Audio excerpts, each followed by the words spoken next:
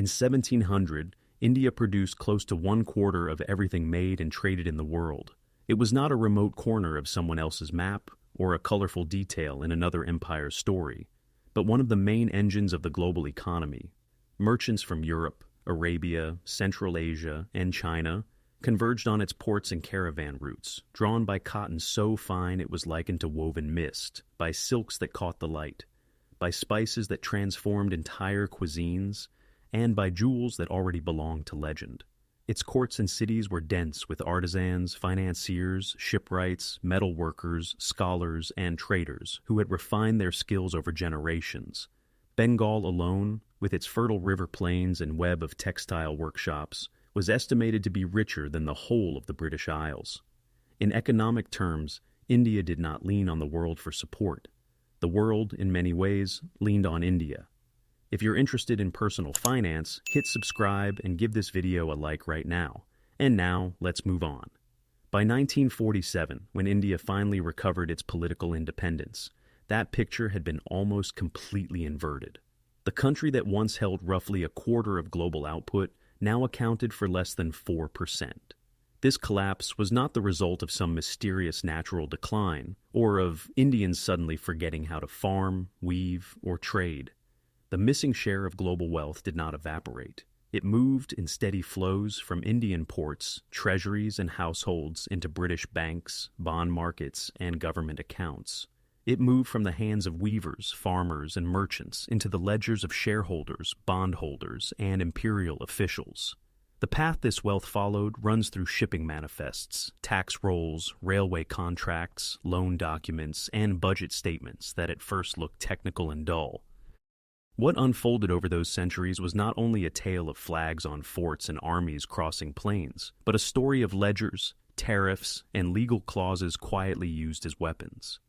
For roughly 200 years, the British Empire designed and refined one of the most sophisticated systems of economic extraction the world has ever seen. Its administrators did not simply govern India in a neutral, technocratic way. They treated it as a vast revenue-generating asset to be optimized. A civilization that had long exported high-value goods to Rome, Arabia, Southeast Asia, and China was systematically converted into a supplier of cheap raw materials for British factories and a captive market for their finished products. The machinery that enabled this went far beyond straightforward conquest or annexation. It depended on a quieter transformation in who controlled credit, who wrote the rules of trade, and who decided how taxes were levied and spent. This is less a story about patriotic slogans than about accounting and design, about how a subcontinent was turned from an equal trading partner into a cost center and profit stream on someone else's balance sheet. To see how that transformation took place, it helps to return to the early 17th century, long before British rule was a daily reality. At that time, most of the Indian subcontinent lay under the authority of the Mughal Empire, a vast and complex state with perhaps 150 million inhabitants, nearly 1/4 of the world's population. Under Mughal rule, agriculture was organized through systems of land measurement and revenue assessment that, although imperfect, had been refined over centuries to match local conditions. Irrigation networks and river transport supported high yields and dense internal trade in many regions. Ports such as Surat on the west coast, Masulipatam on the east, and later Calcutta on the Hooghly bustled as merchants exchanged cargoes from the Red Sea, the Persian Gulf, and Southeast Asia. Pepper, indigo, opium, sugar, silk, and precious stones left India in large quantities, while gold and silver flowed in as payment. For centuries, India ran a consistent trade surplus and accumulated bullion. In modern terms, it had a strong external balance and owed tribute to no one. Across the sea, however, another kind of power was taking shape. England was still far from the industrial giant it would become, but it had discovered an instrument that dramatically expanded its reach: the Joint Stock Company. In 1600, Queen Elizabeth I granted a royal charter to a group of London merchants, giving them the exclusive right to trade in the East Indies. They called their venture the East India Company. On the surface, this was just another trading firm competing with Portuguese, Dutch, and later French powers already established around the Indian Ocean. Yet its internal structure made it unusually potent over the long term. It had shareholders and a board of directors instead of a single royal sponsor. It could issue bonds to finance fleets, insure voyages through institutions such as Lloyd's of London, and tap into a growing credit market in the city that allowed money to move across seasons and oceans, with a sophistication older empires did not possess. In its early decades, the company remained a relatively minor guest in India. It maintained fortified trading posts, known as factories, along the coast and had to negotiate privileges with powerful Mughal officials like any other foreign merchant. It paid customs duties, accepted existing regulations, and operated within the commercial order it found. Yet its leaders did not intend to stay within those limits forever. While other European powers bargained for favorable terms and confined themselves to trade, the English company increasingly sought to dominate crucial routes and to shape the political landscape itself. Its most potent instruments were not just the cannons on its ships, but the capacity to borrow and lend at scale, to finance private armies, and to turn promises of payment into levers of influence.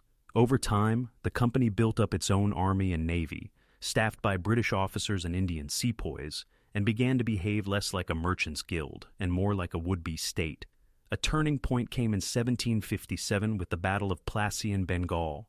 As a military engagement, Plassey did not resemble a grand continental war. Fewer than 1,000 British soldiers, together with a small contingent of European mercenaries and a larger number of Indian troops allied with the company, faced the much larger army of the Nawab of Bengal, Siraj-ud-Dowlah. The outcome was shaped as much by secret agreements and bribery as by musket fire. Senior commanders in the Nawab's camp had already been promised rewards if they withheld support or switched sides at the right moment. When the battle began, those promised allies held back and then defected. The company won. In the negotiations that followed, its officials secured not just influence at the Nawab's court, but something more fundamental: the right to collect land revenue in large swaths of Bengal. That change in fiscal control altered the nature of company power at its core. Before Plassey, the company had essentially functioned as a commercial intermediary, buying goods in Indian markets and selling them elsewhere, profiting from price differences and the scale of its trade. After Plassey, it became a tax collector. Within a short period, it was remitting tens of millions of pounds from Bengal to its accounts in London, sums that astonished observers in both Asia and Europe. Money that would previously have circulated within the region, paying wages, underwriting credit, and supporting temples, mosques, and schools, now traveled along a one-way pipeline. Prices and rents climbed, local credit networks strained, and the margin for survival in the event of a poor harvest shrank. While Bengal and its capital, Calcutta, struggled under these shocks, London entered a speculative boom. The East India Company's dividends rose sharply. Its share price surged on the London market, and investors who had never seen India watched their wealth multiply on the strength of land revenues collected thousands of miles away. A province that had once been part of a complex imperial system became, in practice, a revenue estate for a private corporation. The company minted coins, imposed regulations, maintained courts, and commanded troops. Its directors debated policy in paneled boardrooms, while their representatives in India enforced those decisions from fortified residences and revenue offices. Under the banner of free trade, it created monopolies that pushed aside local competitors, compelled cultivators to grow cash crops like indigo and opium, and dictated terms to artisans who had almost no bargaining power. The nature of this system revealed itself most starkly during the Great Bengal Famine of 1770. A combination of crop failures, earlier revenue policies that had eroded local resilience, and disruptions to grain markets produced one of the worst disasters in the region's history. Modern estimates suggest that about 10 million people died, possibly a third of Bengal's population. Yet company records show that its revenues from Bengal did not collapse in proportion to this human catastrophe. Land tax assessments were only marginally reduced, grain exports continued to fulfill contracts, and relief efforts were limited and tightly controlled. From the viewpoint of company accountants and London investors, those years could still be described as profitable. From the viewpoint of those living through them in Bengal, they were years of almost unimaginable horror. Even as events like these unfolded, British officials and intellectuals began to build an ideological defense of their rule. They portrayed India as stagnant or irrational, supposedly in need of British law, infrastructure, and education to drag it into modernity. They pointed to new roads, railroads, courts, and schools as proof that the empire was bringing progress and enlightenment to a backward land. Steel rails crossed vast distances, telegraph lines linked major cities, and law codes were recast in the language of rationality and order. Yet when examined from the standpoint of who financed these projects and who benefited most, a different pattern emerges. Nearly every large investment was structured to serve British interests first. Railway routes were chosen to connect cotton fields, coal mines, and inland depots directly to ports so that raw materials and troops could move quickly to ships bound for Britain or other imperial fronts. Schools and universities produced a narrow layer of English-speaking clerks and professionals who could staff colonial offices and commercial firms, rather than providing broad education for the wider population. Courts prioritized the enforcement of contracts, the protection of British commercial property, and the collection of debts over any expansive vision of social justice. The financial structure of the railways is an especially clear example.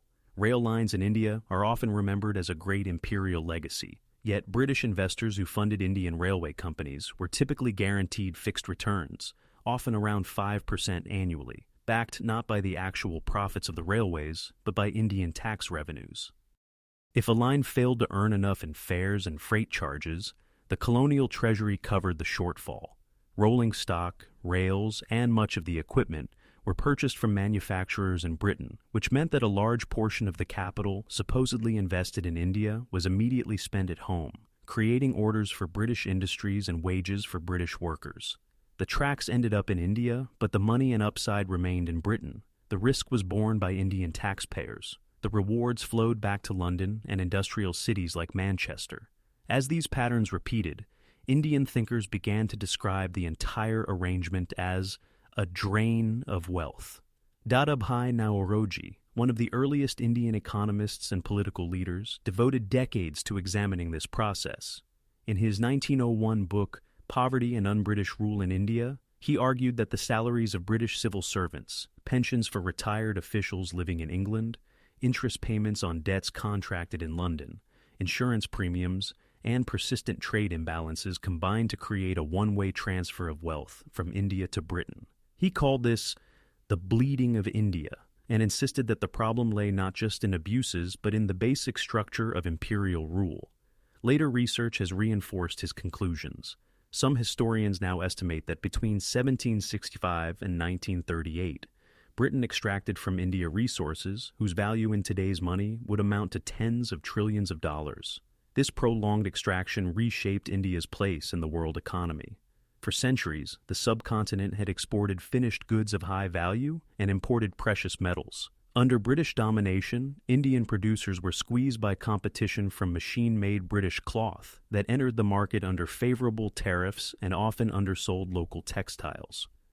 Centers of textile excellence such as Dhaka, once celebrated for muslins so fine they were said to pass through a ring, declined rapidly as orders vanished and taxes ate into margins. Skilled weavers, dyers, and spinners found that they could not match imported fabrics that were cheap, both because of mechanization and because policy tilted the playing field. Many drifted into low-paid agricultural work or fell into poverty.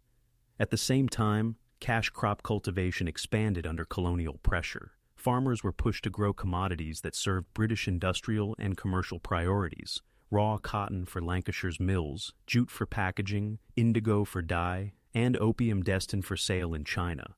The risks of such monocultures, price crashes, crop diseases, or bad weather fell squarely on Indian cultivators, who still had to meet fixed land revenue demands even when markets turned against them or food crops suffered. Traditional crafts such as shipbuilding and metalwork followed a similar downward path as British firms gained market share, backed by policies favoring imports from Britain. Forests were cleared at a rapid pace to provide timber for railway sleepers, ships, and other projects, with little regard for ecological balance or for the communities that depended on those forests. When monsoon failures or droughts occurred, this new economic order proved extremely fragile, The emphasis on export-oriented cash crops, the rigidity of revenue demands, and the weakening of local grain storage and distribution systems turned what might once have been survivable shortages into catastrophic famines. Between 1876 and 1902, a series of such famines swept through different parts of India, killing tens of millions of people. Yet export records from those same years show that India continued to ship large quantities of grain abroad. Colonial officials, influenced by a strict belief in laissez-faire economics, often argued that heavy relief efforts would distort markets or foster dependency. Budget discipline and adherence to economic doctrine took precedence over saving lives. After the Indian Uprising of 1857, the British government dissolved the East India Company and brought India under direct crown rule. Many of the economic mechanisms developed under company rule, however, remained in place with only minor adjustments. Among the most important of these was a system of external payments known as home charges. Each year, British India had to send substantial sums to Britain to cover the salaries of British officials working in India, the pensions of those officials once they retired, the interest on loans raised in London for Indian infrastructure, and the cost of British troops stationed in or deployed from the subcontinent. On paper, these outflows were presented as legitimate administrative and military expenses. In practice, they functioned as a guaranteed income stream for British individuals and institutions funded by Indian revenues. Many of the payments had no direct counterpart in goods or services delivered to India. When a retired colonial officer received his pension in an English village, nothing flowed back to India. When bondholders in London collected interest on railway loans decades after the tracks had been laid, the money left Indian accounts and entered British ones without new investment occurring. Indian revenues also subsidized a significant portion of Britain's wider imperial ventures. Campaigns in Afghanistan, Burma, and parts of Africa were heavily financed from Indian budgets. Indian soldiers were deployed across the empire, and the costs of their service were charged to Indian taxpayers. India became the financial backbone of the empire, a reservoir of funds and manpower that could be tapped whenever needed.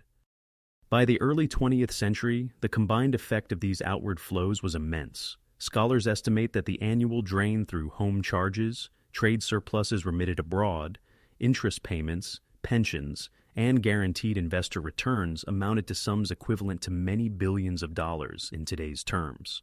Over generations, these transfers compounded, leaving India chronically short of capital for its own development. Local industry languished for lack of investment. Infrastructure was built mostly to move goods to ports rather than to connect domestic markets, and large segments of the population remained trapped in low-productivity agriculture or precarious informal work, even as British cities such as Manchester and Liverpool prospered on the back of colonial revenues. When India finally recovered its sovereignty in 1947, it did so with political authority, but without the strong economic base its earlier history might have suggested. The new state inherited depleted reserves, limited industrial capacity, and an unequal position in world trade. The international system it entered after 1945 was not a neutral arena. It had been constructed while the major powers, many of them former colonial empires or their direct successors, accumulated wealth and influence. Rules governing trade, access to credit, and representation in global institutions reflected that imbalance and often reinforced it. In the decades that followed, many newly independent countries, India among them, found themselves exporting primary commodities and low-value goods while importing technology, machinery, and high-value products. To pay for these imports and to build infrastructure, they borrowed from foreign governments, commercial banks, or multilateral lenders. Where once there had been imperial charters and company boards, there were now loan agreements and international financial institutions. The rhetoric shifted from civilizing mission to development aid, yet the net flow of value often continued outward from poorer, resource-rich nations to wealthier, capital-rich ones. Today, this updated pattern is often described with terms such as debt dependency or unequal exchange. Organizations like the International Monetary Fund and the World Bank do not wield armies, yet the conditions attached to their loans can effectively dictate budget priorities, privatization programs, and trade rules in borrowing countries. Each year, developing economies collectively send more abroad in interest payments and profit repatriation than they receive in aid and new investment. Seen across these centuries, India's story becomes a clear example of how empires do not simply vanish, they evolve. Power has migrated from territory to balance sheet, from gunpowder to software, from conquest declared openly to compliance that is formally voluntary but economically compelled. Britain's industrialization relied on Indian cotton, Indian labor, and Indian tax revenues to underwrite risk and fuel growth. Today, many rich economies depend on outsourced labor, imported raw materials, and financial structures that shift risk onto weaker partners while capturing a disproportionate share of the gains. Despite 2 centuries of forced restructuring, famine, and deliberate deindustrialization, India did not disappear as a historical actor. After independence, it began the long work of rebuilding institutions and an economy suited to its own needs. Progress was uneven, with setbacks and crises alongside stretches of growth, but it continued. Over time, India diversified into areas such as information technology, pharmaceuticals, business services, and advanced manufacturing. Today, it is one of the fastest-growing large economies in the world, and an increasingly important player in global politics and commerce. These achievements do not erase the deep damage inflicted by centuries of extraction, but they show that heavily exploited societies can, with time and regained agency, reinvent themselves. The scars of the past remain visible. The persistent gap between the so-called global North and global South, the patterns of who controls credit and technology, and the division between countries that mainly supply raw materials and those that mainly export high-value goods often trace the same roots that once carried colonial tribute. When the rules of the global system consistently reward extraction more than they reward genuine creation, cooperation, and shared prosperity, it is hard to call that system fair or truly free. The British Empire's experience in India shows that power can be exercised as effectively with ledgers and contracts as with muskets and cannons. The East India Company's books, the Raj's home charges, and the long, quiet drain of wealth were not accidental byproducts. They were central features of a deliberate design. The fact that the exact mechanisms have changed does not mean that their underlying logic has vanished. It has been repackaged, digitized, and embedded in the institutions that govern international finance and trade. At the same time, India's endurance and resurgence show that exploitation does not have to be a permanent sentence. Recovery is possible, though it is slow and demanding, while extraction can be swift and devastating. That is the harsh arithmetic of empire. The British did not conquer India only with red-coated regiments and naval guns. They also conquered it with accountants, lawyers, and the quiet authority of numbers. In many respects, the ledger opened in 1757 is still being balanced today, under new names and with more sophisticated tools. History does not repeat itself in exactly the same way, but if you look closely at the world's balance sheets, the patterns of the past are still clearly visible.